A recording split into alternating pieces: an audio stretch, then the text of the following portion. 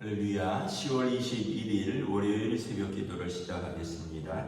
사도신경으로 우리의 신앙을 고백합니다. 나는 전능하신 아버지 하나님 천지의 창조주를 믿습니다. 나는 그의 유일하신 아들 우리 주 예수 그리스도를 믿습니다.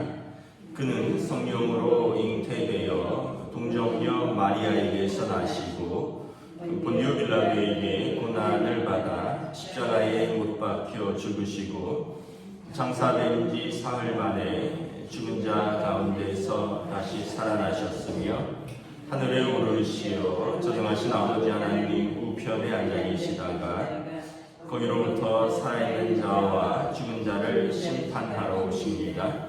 나는 성령을 믿으며 거룩한 공교회와 성도의 교제와 죄를 용서받는 것과 몸의 부활과 영생을 믿습니다. 아멘. 찬송가 407장 찬양하시겠습니다. 찬송가 407장입니다.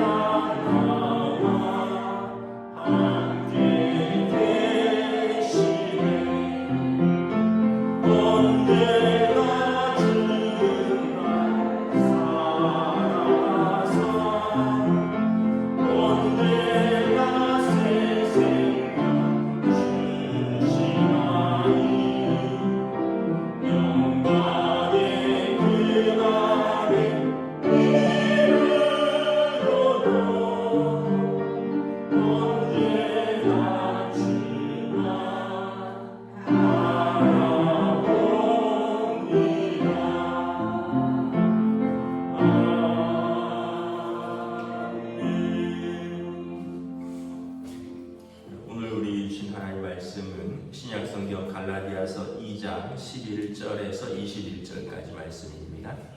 갈라디아서 2장 11절에서 21절까지 말씀입니다. 다 찾으신 줄 알고 저 여러분들이 한 절씩 교독합니다. 게바가 안디옥에 이르렀을 때 책망받을 일이 있기로 내가 그를 계면하여 책망하였노라. 야고보에서 온 어떤 이들이 이르기 전에 게바가 이방인과 함께 먹다가 그들이 오매 그가 할례자 교회를 두려워하여 떠나 올라가매 남은 유대인들도 그와 같이 외식함으로 바나바도 그들의 외식에 유혹되었느니라.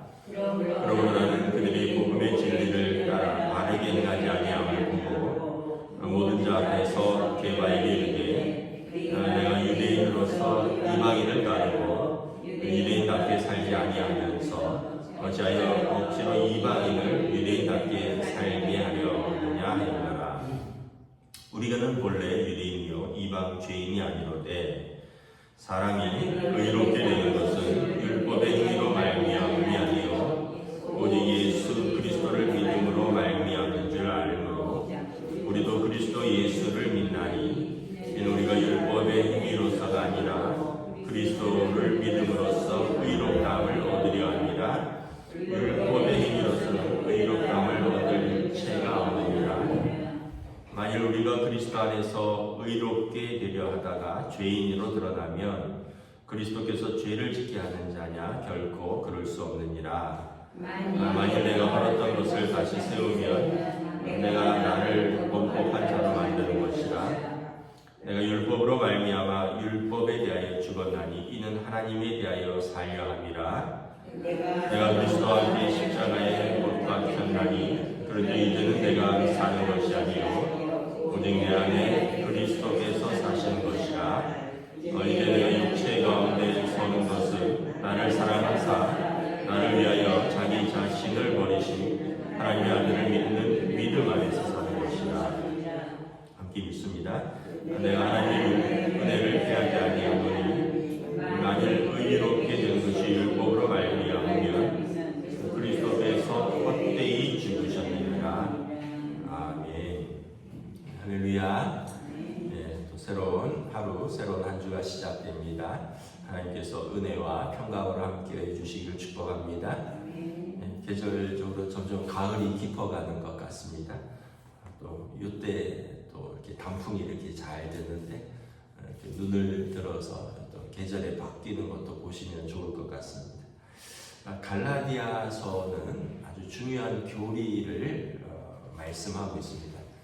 이신칭의라 하는데 믿음으로써 의롭다 얻는 것이지 율법의 행위로 의롭다함을 얻는 것이 아니다라는 거죠. 이 16절에 보면 사람이 의롭게 되는 것은 율법의 행위로 말미암음이 아니요 오직 그리스도를 믿음으로 말미암는 줄 알미라.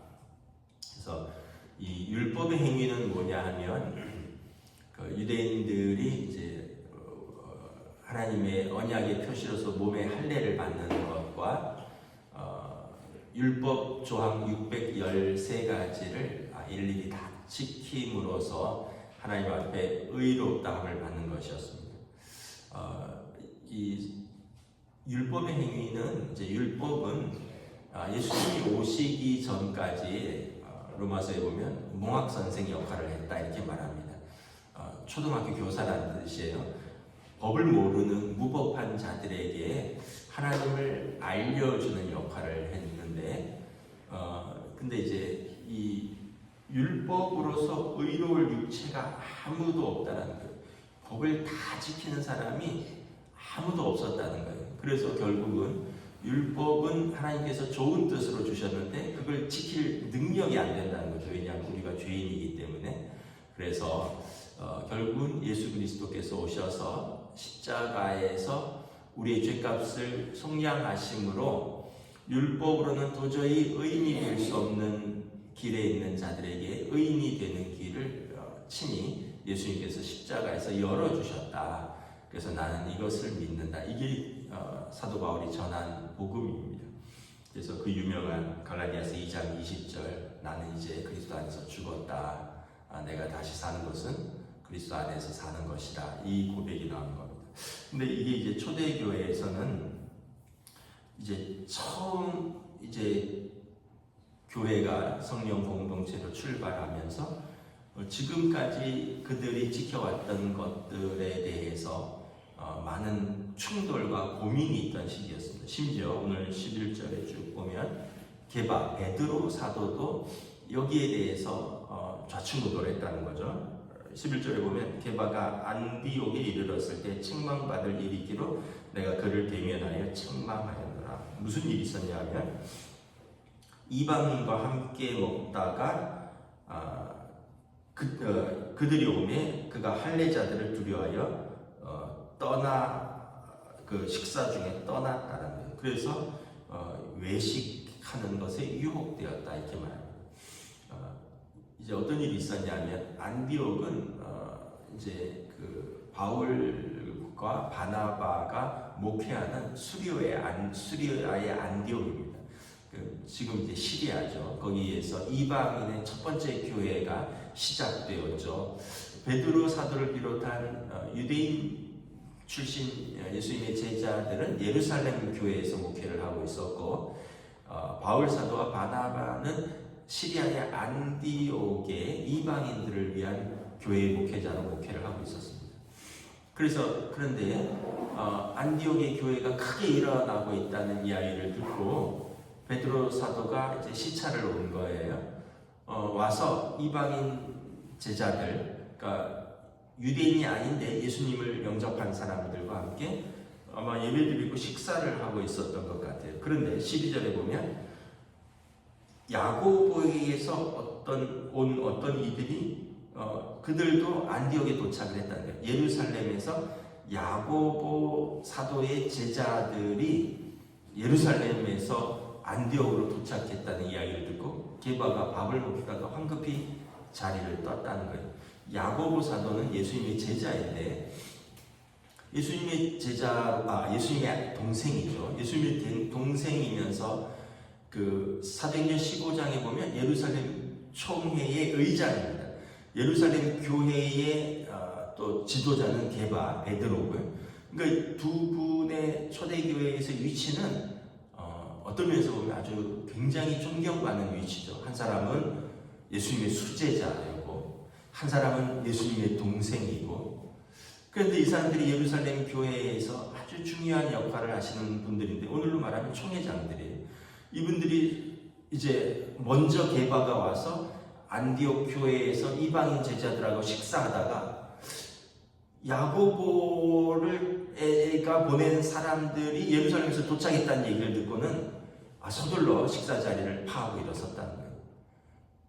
그러다 보니까 13절에 보면 남은 유대인들도 특별히 바나바는 유대인으로서 바울과 함께 안디옥 교회를 목회하고 있었는데 바나바도 외식에 유혹되어서 그 자리를 떴다라는 거예요. 그러면은 어떻게 된 거예요? 이방인 제자들이 생각할 때, 유대인들은 우리를 예수 안에서의 한 형제로 인식하지 않는구나 이렇게 생각을 한다겠죠. 이유는 그분들 입장은 이해가 갑니다. 율법 때문에 그렇습니다. 율법의 정결법에 의하면 부정한 것이 있고 정한 것이 있거든요. 그 식사에서 정한 것과 부정한 것이 있습니다. 이 유대인들은 그 율법에 정한 그 음식들만 먹고 그러한 식으로 도축을 해야 돼요. 피를 다 빼야 돼요. 짐승을 잡아서 24시간 동안 거꾸로 매달아놔서 피를 다 뺀 고기를 먹습니다. 근데 이방인들은 그렇게 먹지 않거든요. 이방인들은 뭐 도축을 해서 바로 먹기도 하고 그 중에서는 뭐 돼지고기도 있을 수 있고, 그래서 자기는 그 부정한 음식을 먹지는 않지만 그 자리에 같이 앉아 있을 수는 있잖아요. 그러다가 이 예루살렘에서 온 야고보가 보낸 사람들이 도착했다는 얘기를 듣고 게바와 그에 속한 유대인들이 부정한 음식을 먹는 이방인들과 함께 있는 것에 대해서 말을 들을 것이 이제 좋지 않다라고 생각해서 베드로가 자리를 떴다는 거예요. 그러다 보니까 거기서 목회하는 바나바도 같이 자리를 떴다는 거죠. 그 바울 사도가 11절에 베드로 사도를 대면하여 책망하였다는 거죠. 이것도 대단한 거예요. 바울 사도는 사도 중에 막내고요. 베드로 사도는 사도 중에 으뜸입니다. 그런데 바울 사도가 오늘로 말하면 그 일개 개교의 목회자가 자기 교회 방문한 총회장을 책망했다는 거예요. 뭐라고 책망했냐면 당신은 유대인으로서 유대인답게 살지 않으면서 어찌로 이방인들 유대인답게 살려고 하려 하느냐. 복음의 진리를 따라 바르지 않다라고 책망을 했다는 거죠. 근데 저는 베드로 입장도 충분히 이해가 됩니다. 왜냐하면 아까도 말씀드렸듯이 이것은 그들이 예수님 오시기 전까지 그리고 예수님 때에도 그들은 이방인들과 그렇게 이제 막 앉아서까지 먹진 않았을 거예요. 예수님이 이방인 지역에 들어와서 복음을 전하고 그들의 병을 고쳐주시긴 했지만 예수님도 식탁 교제한 것을 보면 거의 유대인들이었거든요. 그리고 그들에게 식사법은 굉장히 중요한 겁니다. 유대인의 정체성을 나타내는 거예요. 그러니까 그 자리에 베드로가 앉은 것만 해도 굉장한 의미예요. 예를 들면 이런 거죠. 베드로 사도가 만약 우리 교회를 방문을 했어요. 근데 우리 교회가 그날 김장을 하고 있었는데, 그리고 김치랑 수육 보쌈을 내놓은 거예요. 근데 유대인들은 돼지고기 안 먹잖아요. 부정하니까. 근데 우리가 그걸 내놓은 거예요. 베드로 사도는 수육 보쌈이 굉장히 불쾌한 거죠. 그러나 예를 들면 이제 우리 교회 성도들이 자기들의 문화인데 거기에 대해서 나는 먹지는 않지만 여러분들은 맛있게 드십시오 하고 김치만 드신 거예요. 그러다가 이제 마침 한국을 방문한 또 다른 유대인 교인들이 우리 교회 방문한다는 얘기를 듣고 베드로 사도가 황급히 나는 식사를 마치겠습니다 일어섰다는 거예요. 우리가 이상하다. 아직 밥을 반도 안 먹었는데 왜 그럴까? 근데 그것이 자기가 이방인들과 앉아서 돼지고기 앞에 놓고 앉아있는 것이 그가 유대인으로서 율법을 어긴 것에 대한 책망을 받을까? 사람들의 소리에 마음이 불편해서 자리를 일어섰다는 거예요. 뭐 이렇게 생각합니다. 이제 그래서 바울 사도가 이게 사도행전 15장에서 정리된 이야기 아니냐. 이방인 제자들을 어떻게 할 것이냐. 그들도 할례를 받고 그들도 율법을 다 지켜야지 예수님의 제자로 받을 것이냐. 이거가 우리가 사도행전 15장에서 이미 정리된 거 아니냐. 그때 게바 당신도 사도행전 10장의 고넬료 사건으로 인해서 내가 이방인 로마인 백부장의 고넬료의 집에 가서 그들에게 복음을 전했더니 성령이 그들에게 임하고 그들도 방언하라고 그들에게 안수하며 그들이 예수님의 제자가 된 것을 당신도 증언하지 않았느냐. 그리고 야고보 사도가 이제 정리를 하기를 이방인 제자들에게 우리와 우리 조상들도 매지 못하는 무거운 짐을 메우게 하지 말자. 그들에게 오직 음행과 목매어 죽인 것과 핏째 먹는 것만 삼가하고 나머지는 그들을 존중하자. 우리도 그렇게 해놓고 지금 와서 당신이 이것을 외식하면 어떻게 되느냐라고 책망을 했다는 거죠. 그러니까 이제 이 초대교회는 계속해서 이 문제로 어려움을 겪습니다. 그 고기를 먹어야 되느냐 먹지 말아야 되느냐, 그 자리에 그들과 함께 식사를 해야 되느냐 말아야 되느냐. 그래서 15절에 보면 이렇게 15절 16절에 이렇게 정리를 합니다. 우리는 원래 유대인이요 이방 죄인이 아니로되, 그러니까 맞다는 거예요. 베드로 사도나 야고보 사도나 바나바나 사도 바울 자신들은 유대인이고 이방 죄인은 아니지만 사람이 의롭게 되는 것은 율법의 행위로 되는 것이 아니다. 그리스도를 믿음으로 말미암는 것이다. 이방인들은 법을 모르면 당연히 법을 어기게 돼 있고 죄인이라는 거죠. 유대인들은 법을 알아요. 그런데 법을 지킬 능력이 없어요. 단지 여러분 법을 10개 어긴 사람이 있고 9개 지켰는데 1개를 어긴 사람이 있어요. 뭐 약간 경중의 차이는 있겠지만 하나님 입장에서 볼 때는 다 죄인이에요. 다 법을 어긴 사람인 거죠. 사람이 볼 때는 조금 차이가 있겠지만 유대인들은 법을 알지만 이걸 다 지킬 능력이 없다는 거예요. 그래서 우리가 이 법으로 사는 사람이 아니라 은혜로 사는 사람이다. 그래서 예수 그리스도를 믿음으로 말미암는 줄을 우리가 안다라는 거예요. 그래서 우리가 율법의 행위가 아니라 그리스도를 믿음으로 의롭다함을 얻는다. 율법의 행위로는 의롭다함을 얻을 육체가 없다. 율법도 하나님이 주신 것인데 율법으로 의롭다 할 육체가 없다라는 거예요. 다 지키는 사람이 있으면 나와보라는 거예요. 그럼 하나님께서 그를 의롭다 하시겠지만 로마서 7장에서 사도 바울이 이야기하잖아요. 내가 율법을 지키려고 하지만 마음으로는 원이로되 내 육신이 약해서 내 안에 있는 또 다른 법이 내 속에 있는 하나님의 법과 싸워서 나를 죄의 법으로 자꾸 끌어간다는 거예요. 저나 여러분이나 여러분 우리가 하나님을 경외하고 하나님의 말씀을 지키고 또 예수님 십계명과 예수님의 말씀을 다 순종하려고 하지만 마음으로 짓는 죄까지 우리가 어떻게 다 의롭다 할 수 있겠습니까? 그리고 우리가 입으로 짓는 죄, 마음으로 짓는 죄, 손으로 짓는 죄, 발로 짓는 죄, 그걸 다 하나님 앞에서 우리가 하나님 앞에 설 수 있는 사람이 누가 있느냐.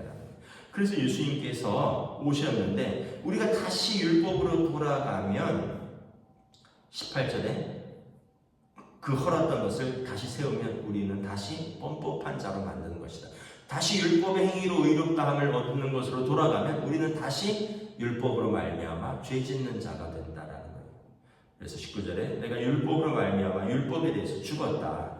이는 하나님에 대해서 살려 합니다. 내가 율법을 무시하는 게 아니라는 거예요.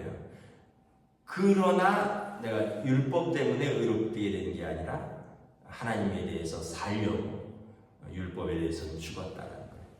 그리스도, 그래서 20절에 중요한 것이 내가 그리스도와 함께 십자가에 못 박혔나니 그런즉 이제는 내가 사는 것이 아니요 오직 내 안에 그리스도께서 사시는 것이라. 이제 내가 육체 가운데 사는 것은 나를 사랑하사 나를 위하여 자기 자신을 버리신 하나님의 아들을 믿는 믿음 안에서 사는 것이라. 이게 유명한 고백이고 여러분 이거는 암송하셔도 좋습니다. 21절에 보면 그렇다고 내가 하나님의 율법을 폐하는 것이 아니라는 거예요. 그러나 내가 율법으로 말미암아 의롭게 된다면 예수님이 우리에게 필요가 없다. 그런데 율법을 폐하려는 게 아니라 율법을 지킬 능력이 없기 때문에 예수님이 필요하다. 이렇게 고백을 하는 것입니다. 우리가 이제 예수 믿는 사람들, 모든 사람들이 다 편견이 있어요. 예수 믿는 사람들도 편견이 있고, 우리는 다 문화적 편견, 인종적 편견, 또 남녀의 편견, 다 편견이 있습니다. 자기가 가진 어떤 그런 경험 속에서. 예수 믿는 사람들은 복음의 진리 안에서 이 편견을 뛰어넘는 사람들입니다. 그래서 예수님 시대에 여러분 남자와 여자가 차별이 없고, 어린과 어린아이가 차별이 없고, 주인과 종이 하나 되는 세상. 예수님 안에서는 모든 공평과 정의가 실현되는 것이 예수님의 오신 이유입니다.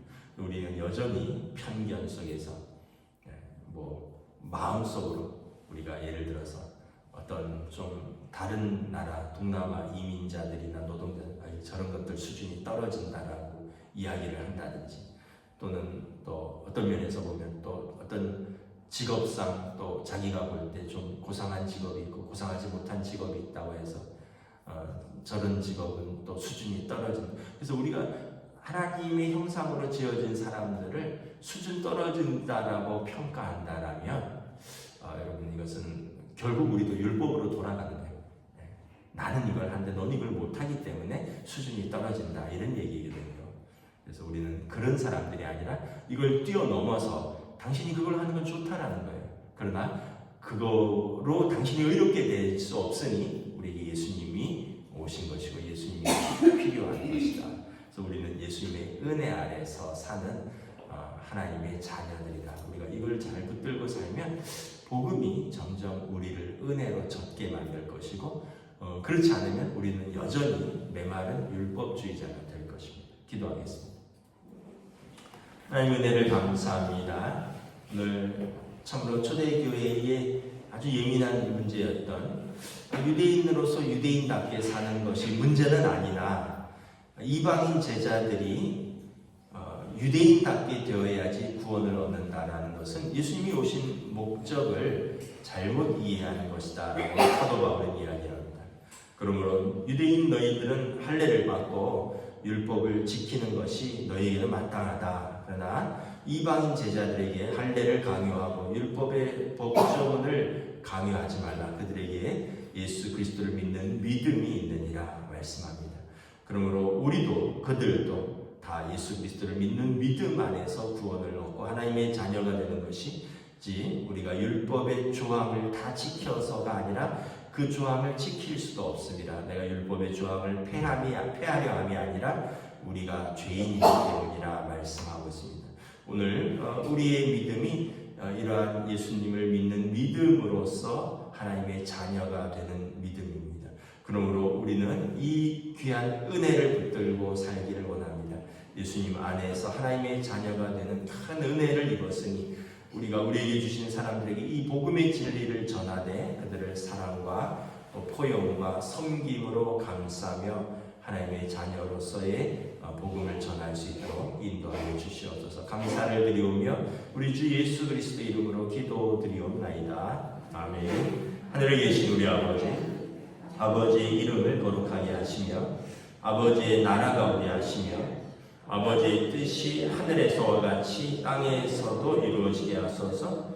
오늘 우리에게 일용할 양식을 주시고 우리가 우리에게 잘못한 사람을 용서하여 주는 것 같이 우리 죄를 용서하여 주시고 우리를 시험에 빠지지 않게 하시고 악에서 구하소서. 나라와 권능과 영광이 영원히 아버지의 것입니다.